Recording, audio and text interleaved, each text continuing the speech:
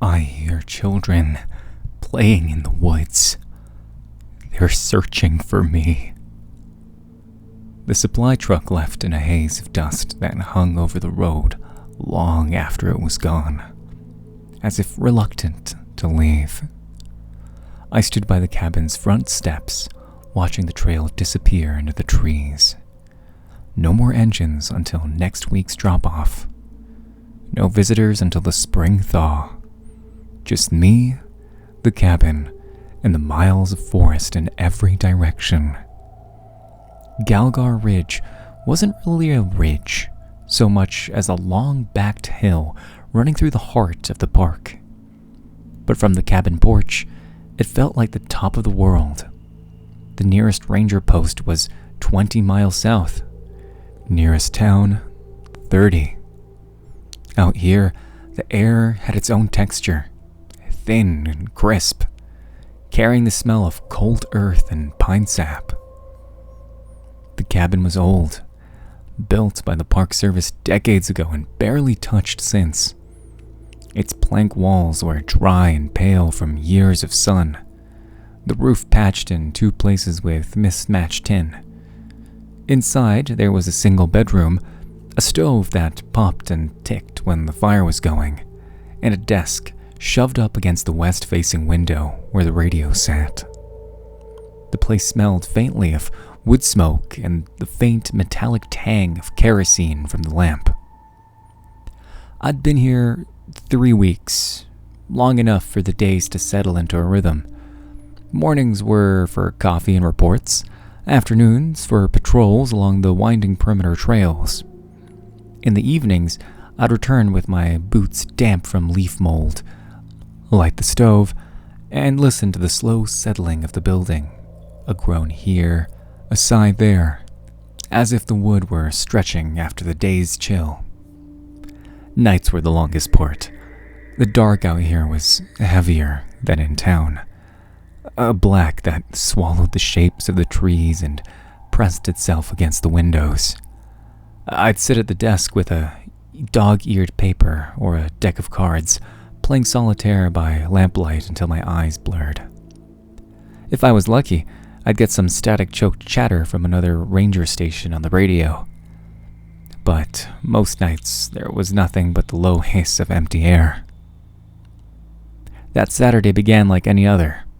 The air was sharper than usual, and the sky had that pale, washed-out look it gets before frost.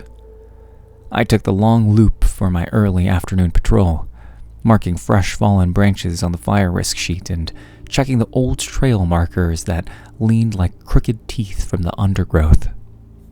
The forest was quiet. No wind, no animals, just the sound of my own boots crunching over leaves and the occasional creak of a tree shifting in place. Halfway through the loop, I stopped at the overlook where the ridge dropped into a hollow thick with spruce. I stood there for a while, just looking out at the endless canopy, the kind of view that made you feel like the last person on Earth. The isolation wasn't something I minded. Out here, the silence became its own company. By the time I turned back toward the cabin, the light had already been thinning. Autumn days died quickly, the sun slipping behind the trees before you were ready for it. I made good time on the return, noting how my breath was already starting to cloud in the air. I was maybe 200 yards from the cabin when the stillness broke. It came from somewhere ahead and to the right. Faint, almost like a bird at first, and then it sharpened. Laughter. Not the deep, warm laugh of an adult. This was lighter, higher. The unmistakable sound of a child. I stopped, scanning the tree line. The undergrowth was dark, tangled, and nothing moved. The park had been closed for weeks. The gates were locked. Even if someone had made it inside, the nearest residential road was miles away. It was possible, I told myself, that I'd misheard, that the sound had carried strangely through the woods. But the quiet afterward was absolute, as if the forest itself had stopped to listen. I called out, a simple, cautious, "Hello?" and waited. My voice fell flat in the trees. No answer. After a moment, I kept walking. My boots sounded too loud on the packed dirt. The cabin roof appeared through the branches, a dull smudge against the fading sky. I was almost to the porch when I saw it. Sitting on a fallen log just off the trail was a doll. It was crude, 2 sticks bound into a cross, wrapped with twine that still looked fresh. The head was a small bundle of dried grass, tied tight with red thread. Feathers, black and glossy, jutted out at angles, and the face, if you could call it that, had been smeared with something dark. Maybe mud? The consistency didn't feel like it. It hadn't been there when I passed this way earlier. I crouched, turning it over in my hand. The twine was taut, the grass dry but not brittle, the feathers clean. Whoever made it hadn't left it here long ago, and yet there was no sound of retreating footsteps, no rustle in the leaves, no hint of another person nearby. I set it back on the log, not sure why I didn't want it inside with me. The light had almost gone by the time I reached the porch. I stoked the stove, lit the oil lamp, and sat at the desk with a book I didn't really read. Then it came again. Laughter. This time, closer.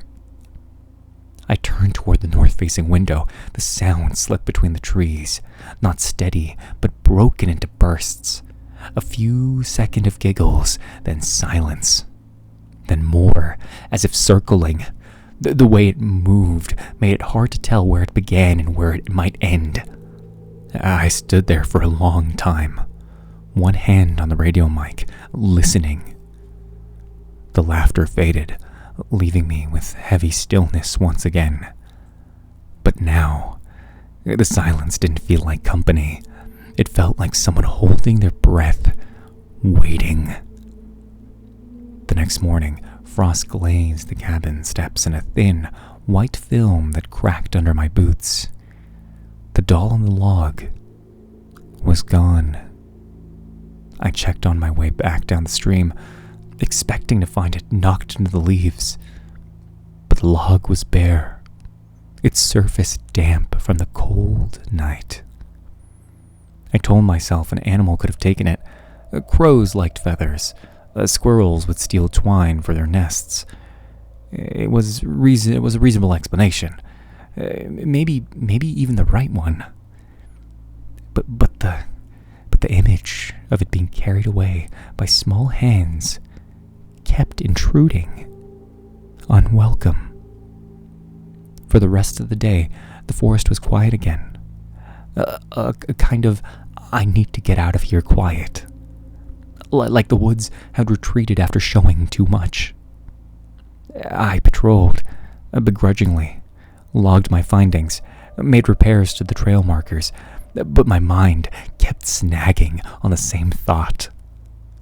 The sound of laughter moving between trees.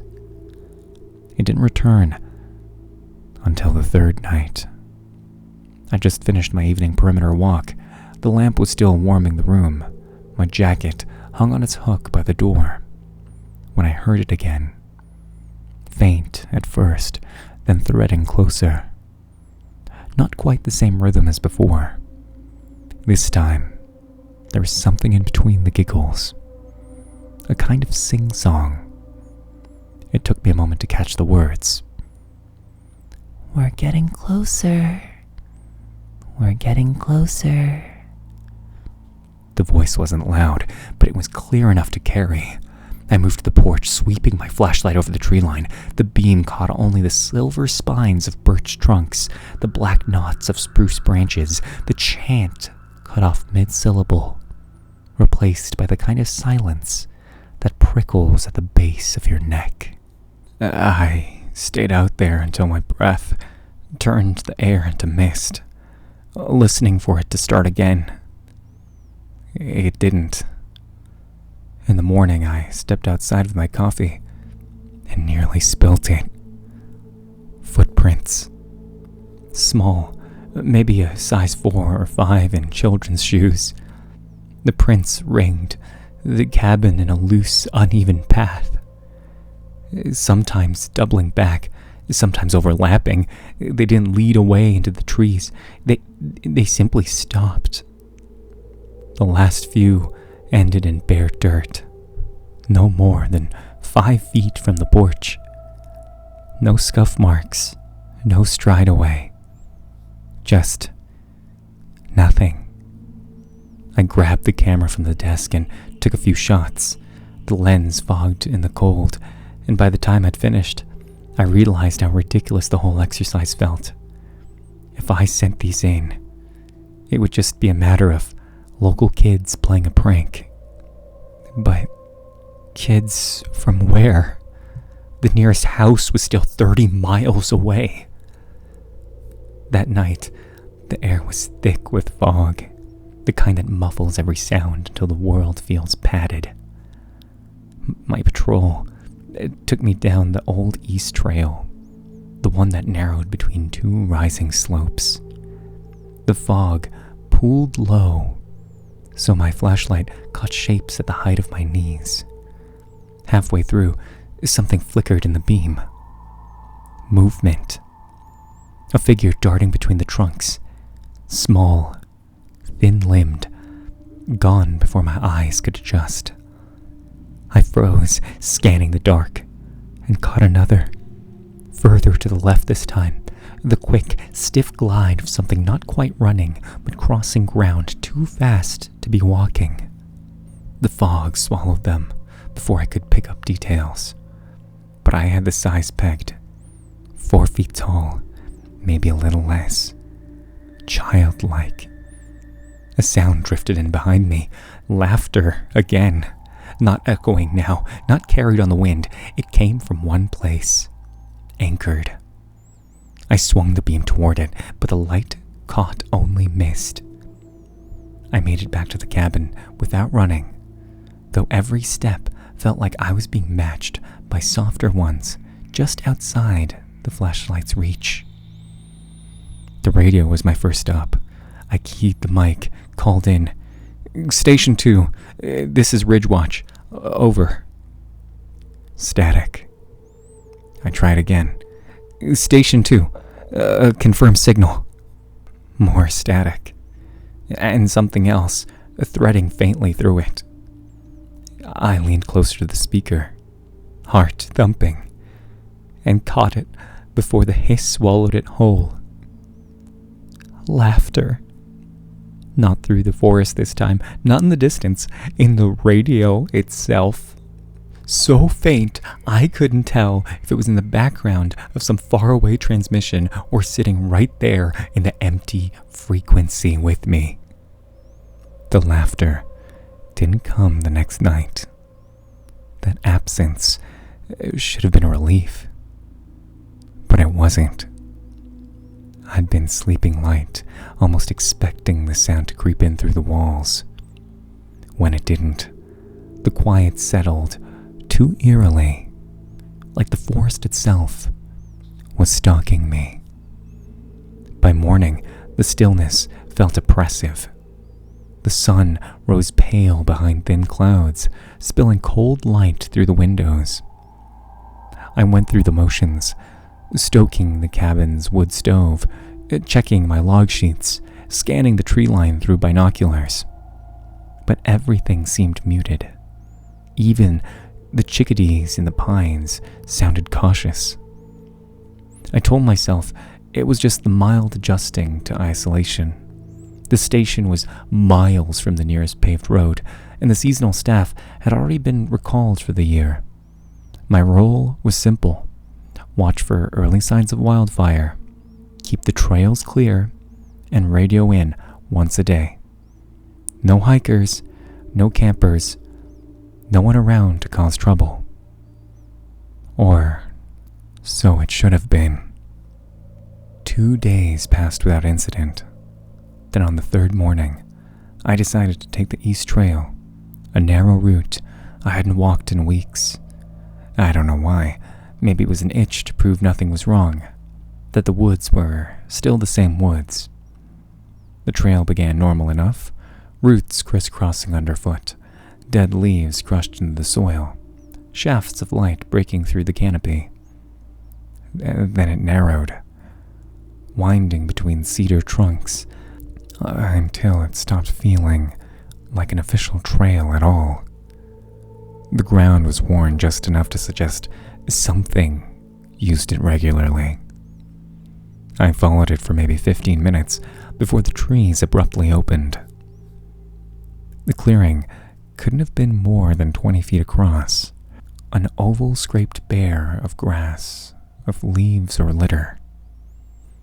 The earth was hard, dry, marked only by faint scuffs. Not footprints exactly, but disturbances in the dirt, like something had moved in careful arcs. And in the center, the dolls.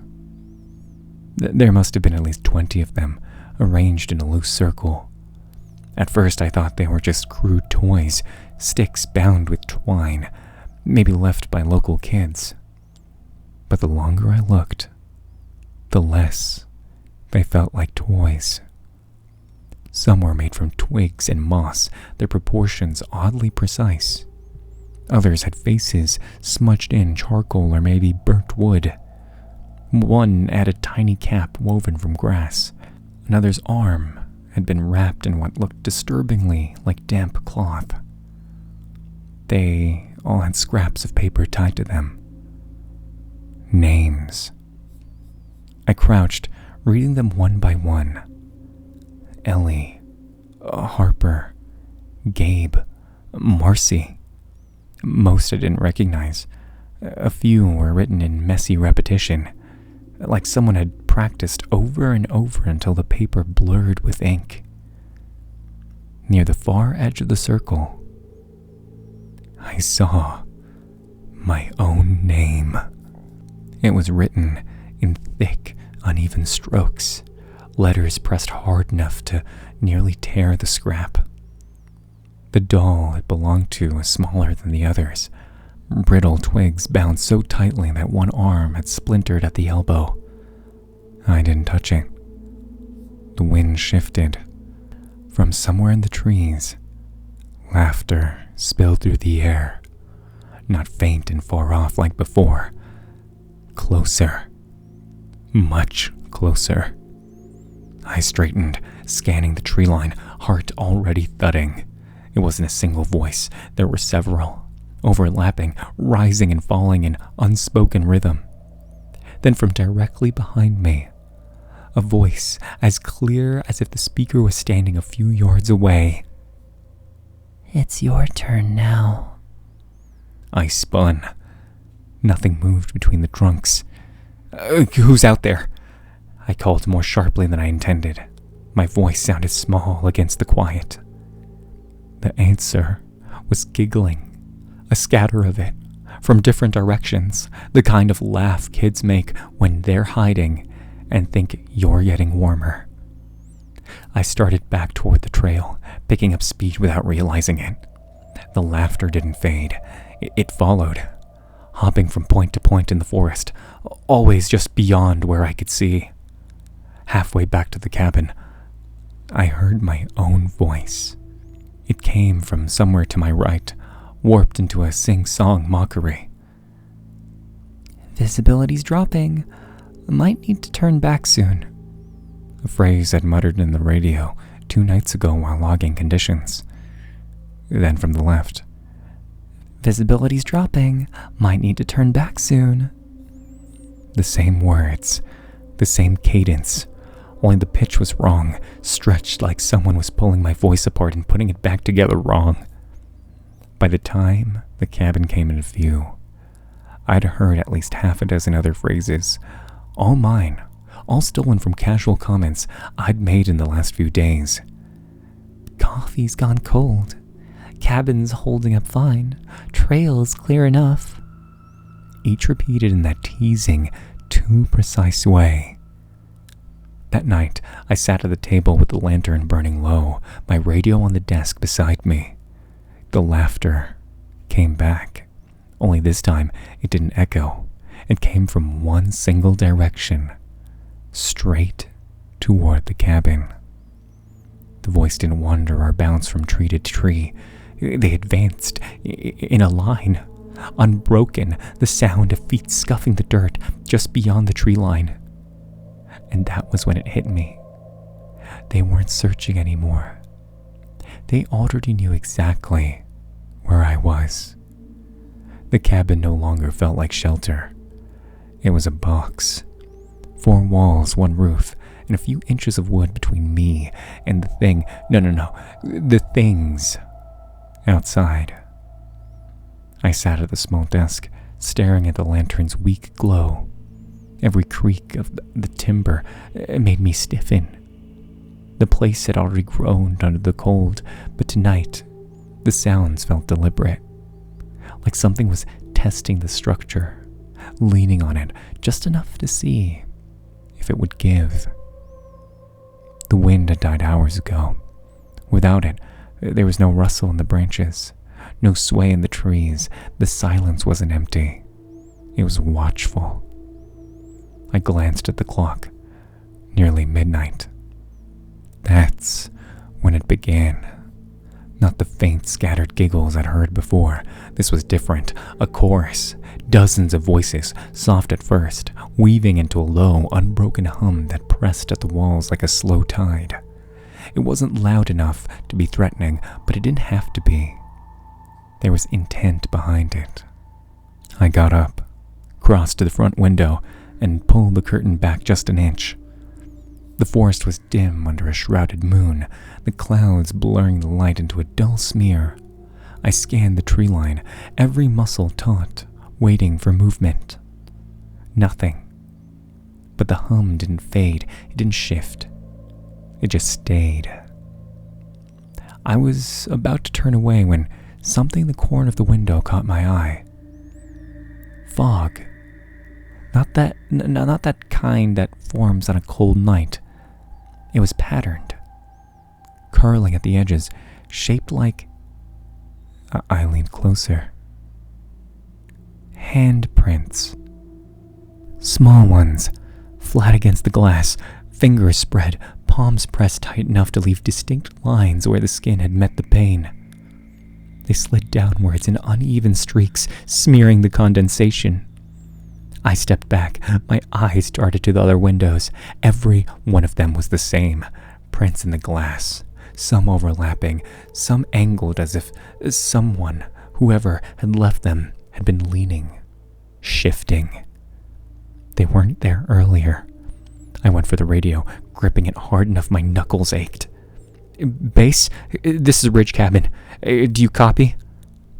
Static hissed back. I tried again, louder this time. Base, this is Ridge Cabin.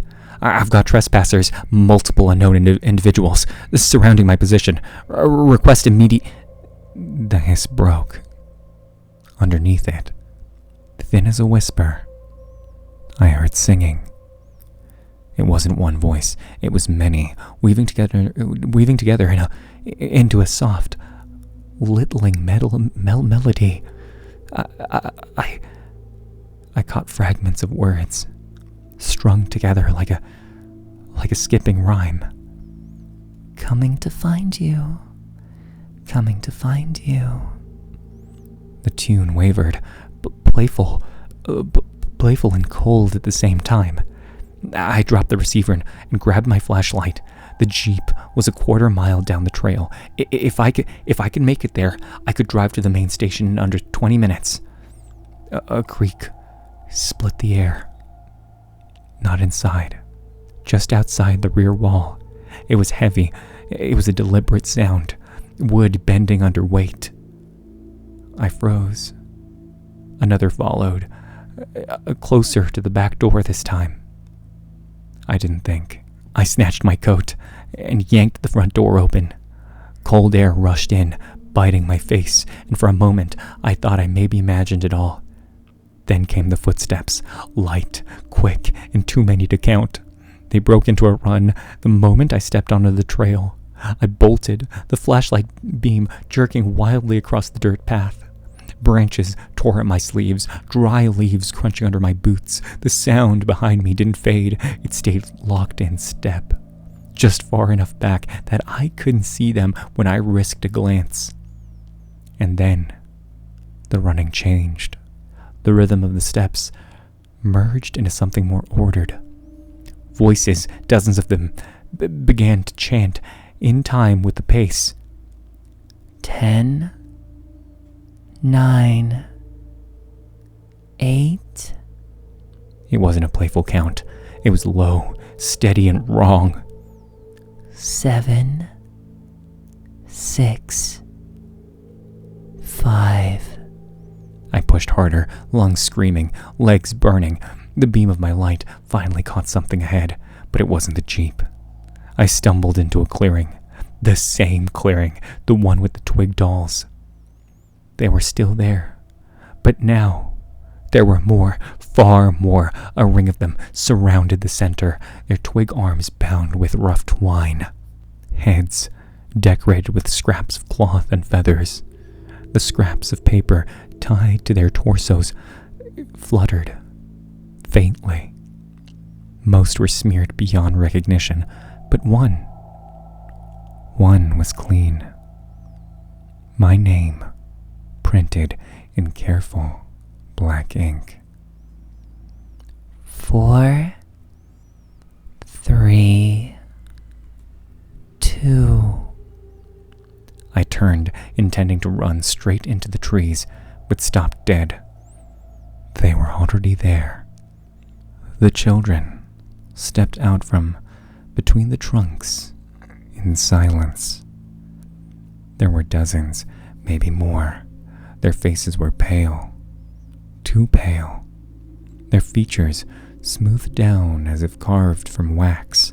Hair hung limp and colorless. Some strands plastered against their foreheads. Their eyes caught my flashlight, and it reflected it back in sharp, silver points. Every one of them was smiling. They fanned out in a slow arc, closing off the path behind me.